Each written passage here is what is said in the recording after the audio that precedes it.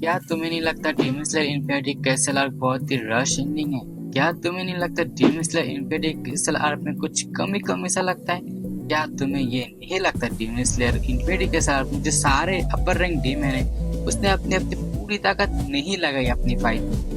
कैसे तुम्हें लगता है सभी अपर मुंडीवन मारे गए अपनी अपनी रीजन की वजह से? कोई मर गया अपनी बीवी के चेहरा देखकर, बीवी की दुख देखकर, बीवी की याद में रोककर, और कोई मारा कि अपना भद्दा सा शक्ल देखकर। ऐसा क्यों? क्या ऐसा रीजन तुम्हें सेटिस्फाई करता है एक बैटल में? चलो आज यही पता लगाते हैं। तो डीमन स्लेयर एक शोनन जंप एनीमे है, और शोनन जंप एनीमे वो एनीमे होता है जिसके हफ्ते में मांगा चैप्टर आती है, और मेनली मेन कैरेक्टर को ज्यादा फोकस किया जाता है। सीधे शब्द में बताऊं तो साइड कैरेक्टर के कान जलकर हाथ में आ जाएगा ना तो भी किसी भी मांगा राइडर को फर्क नहीं पड़ेगा। जुजुत्सु काइसेन को ले लो, हमारा ऑन गोजू सतोरू साइड कैरेक्टर होकर इतना ही मशहूर और पॉपुलर हो गया था कि मेन कैरेक्टर यूजी को कोई घंटा भी भाव नहीं देता था। उसे भाव देने के लिए, अटेंशन देने के लिए हमारे गोजू सतोरू को मरवा दिया। साले को बम से उड़ा दूंगा एक बार हाथ में आ जाए तो।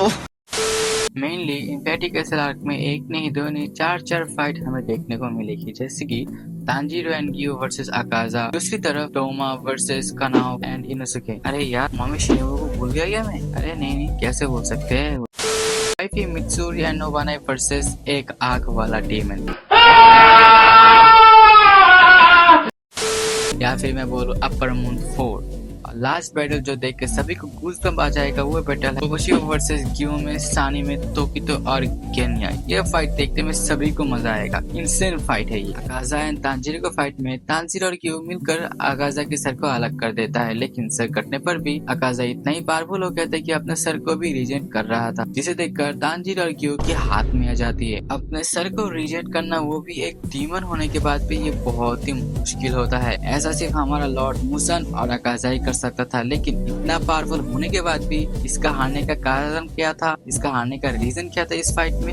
अपनी बीवी के याद में आकर रोना। अकाजा अपनी बीवी के याद में रोकर बीवी के साथ बिताए हुए पल याद करके अपने लड़ाई करने के मोटिव को खो देता है, और उसकी बीवी आकर बोलती है ये तुम जो कर रहे हो बहुत ही गलत है, तुम मेरे साथ चले जाओ। और अगर तुम्हें ये सब बोलना ही था पहले, तुम पहले आकर बोल देते। जब रेंगोकू वर्सेस अकाजा फाइट हो रही थी तभी आकर तुम अकाजा को ठीक कर देते या फिर अच्छा कर देते, लेकिन नहीं, तुम्हें तो रेंगो को डोनट बनाना होगा और फिर आकर तांजीरो और गियो के सामने आकर तुम्हें रोना होगा और तुम ये लड़ाई हार जाओगे।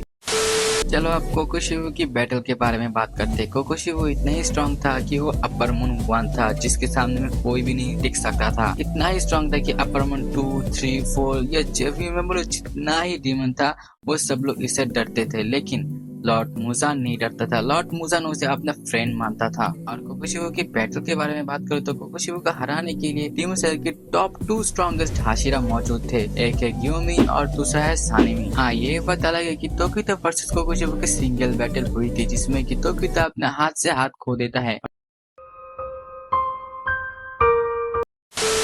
तोकितो को बचाने के लिए 2 स्ट्रॉन्गेस्ट हाशिरा वहाँ पे आ जाते हैं, जैसे कि सानेमी और ग्योमी, साथ में गेनिया भी आ जाता है। मतलब इस बात को तुम ये समझ सकते हो कि 4 वर्सेस 1 होगा, लेकिन कोकोशिबु इतना ही स्ट्रॉन्ग था कि 4 डीमन स्लेयर को अकेले वो लपेट रहा था। लेकिन कोकोशिबु को जरा सा पीछे हटना पड़ा क्योंकि ग्योमी और सानेमी ने अपना मार्क को अनलॉक कर लिया था, और तुम्हें तो पता ही है मार्क अनलॉक होने के बाद एक डीमन स्लेयर बहुत ही ताकतवर हो जाता है, और वहाँ पे तो 4 डीमन स्लेयर थे, तो कोकोशिबु लेके जरा सा मुश्किल पैदा हो रही थी। इसीलिए कोकोशिबु ने अपना ट्रू डीमन फॉर्म अनलॉक कर दिया। कोकोशिबु की ट्रू डीमन फॉर्म इतना ही भयानक और इतना ही क्रीपी था, खुद कोकोशिबु देखकर सोच में पड़ गया था, अरे भोसड़ी के ये कौन है बे? अपना ट्रू डीमन फॉर्म देखकर कोकोशिबु सोचता है ये मैंने क्या किया, अपने भाई को मार दिया, अपने इतने सारे लोगों को मार दिया जस्ट एक डीमन होने के लिए। लेकिन जब अपना ट्रू डीमन फॉर्म अनलॉक को कर देता है और देखता है कि अपना ट्रू डीमन फॉर्म कैसा होता है, और देखकर तो अपनी लड़ाई का मोटिव भी खो देता है। और दोस्तों मैं एक बात ये बताना चाहता हूँ कि अकाजा कोकोशिबु के हारने की रीजन बहुत सिंपल था, इमोशनली वो लोग टूट गए थे। अब अकाजा अपनी बीवी की याद में आकर लड़ाई का मोटिव खो देता है, और कोकोशिबु अपना ट्रू डीमन फॉर्म देखकर लड़ाई का मोटिव भी खो देता है, और इसी बात का फायदा उठाकर हमारे डीमन स्लेयर कोकोशिबु को मार देता है। आज के लिए वीडियो सिर्फ इतना ही। अगर तुम्हें वीडियो पसंद आया तो वीडियो को लाइक करो और चैनल को सब्सक्राइब कर दो, और तुम कमेंट में ये बता जाओ कि कोकोशिबु और अकाजा अपने फाइट में मोटिव नहीं खो देता तो उस डीमन स्लेयर की क्या हालत होती। मुझे कमेंट में ये जरूर बता देना। और मिलते हैं दूसरे वीडियो में। Bye bye.